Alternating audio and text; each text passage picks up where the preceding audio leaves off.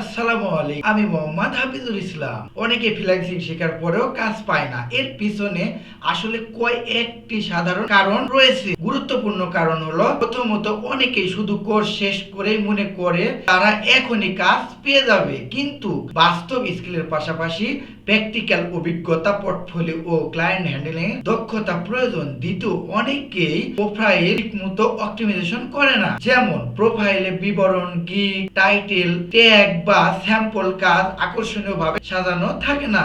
ছবির বিবরণ। তৃতীয়ত, কেউ কেউ প্রপারলি কমিউনিকেশন করতেও পারে না। ক্লায়েন্টের সঙ্গে কথা বলার ধরন ও প্রস্তাব লেখার মান ভালো না হয় কাজ হাতছাড়া হয়ে যায়। চতুর্থ, ধৈর্য অভাব। অনেকেই একদিন কাজ না পেলে হতাশ হয়ে পড়ে। অথচ ফ্রিল্যান্সিং এ সফল হতে নিয়মিত শিখা, প্র্যাকটিস, আত্মবিশ্বাস ধরে রাখা জরুরি। তাই শুধু শিখা নয়, শিখার পর ধারাবাহিকভাবে কাজের মান উন্নত করা, প্রোফাইল শক্তিশালী করা এবং ক্লায়েন্টের সাথে পেশাদার আচরণ বজায় রাখা সফল ফ্রিল্যান্সারের মূল চাবিকাঠি।